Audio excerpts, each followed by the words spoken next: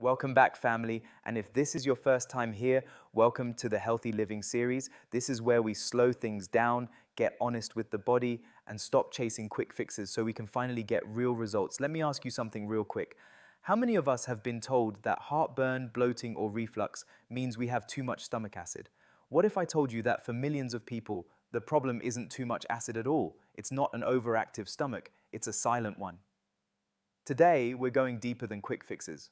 We're talking about the hidden epidemic of low stomach acid, the truth behind the Betaine HCl controversy, and the specific tests you need to start asking your doctor about. Because if you get this wrong, you can actually make your symptoms worse. Now stay with me, because some of these signs don't even sound digestive, but your body always leaves clues.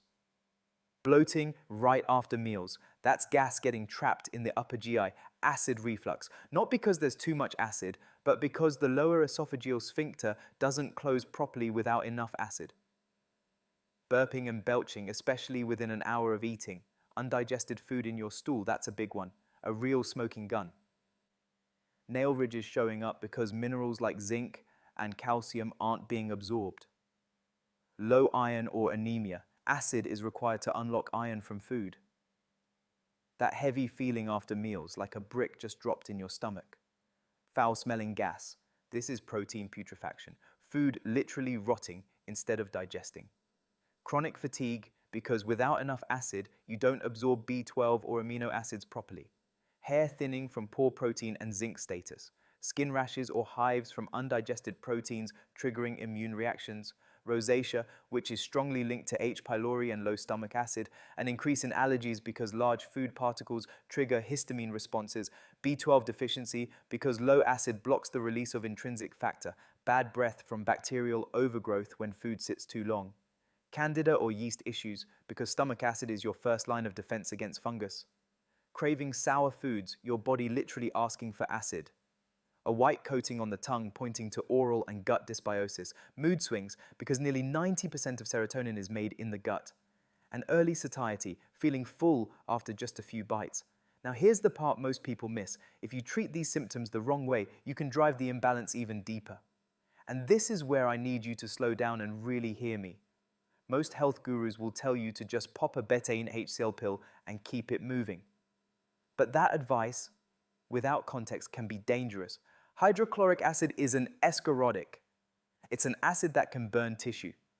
If your stomach lining is thin, inflamed, or if you have an active ulcer, adding HCl is like pouring gasoline on a fire.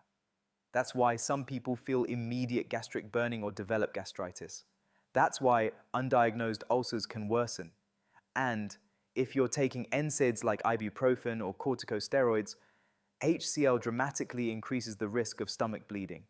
And if reflux is severe, that acid can splash back up and damage the esophagus even more. So no, this isn't fear-based, it's order-based. Now listen, don't click away yet.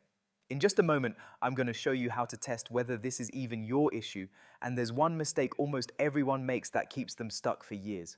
Stay with me to the end, because this part right here can change how you approach digestion forever. If you're not ready for HCl, and many people shouldn't start there, these are what I call biological primers. They help your body remember how to do the job on its own. Digestive bitters on the tongue about 15 minutes before meals can signal the brain to produce acid naturally. A simple apple cider vinegar shot, 1 tablespoon in 4 ounces of water, can gently support acidity. Warm ginger tea with lemon before meals stimulates digestive fire and motility. And don't overlook the power of chewing. Digestion starts in the brain. If you're not chewing about 30 times per bite, your stomach never even gets the signal to produce acid. Sometimes the fix isn't adding something, it's restoring communication. And now here's where we separate guessing from wisdom.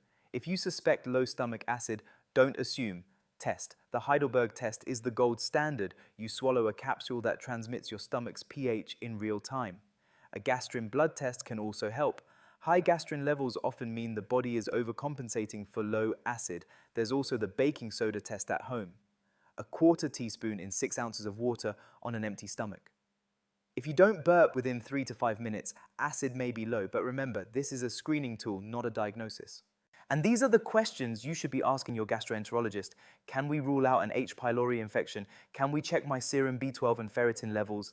Am I a candidate for a Heidelberg pH test? Is there any evidence of atrophic gastritis from my endoscopy? These are your questions. Advocate for your body, because low stomach acid isn't just a digestive inconvenience. It's a gatekeeper. It determines whether you absorb iron, B12, protein, minerals, everything your body needs to heal and thrive. But remember this principle.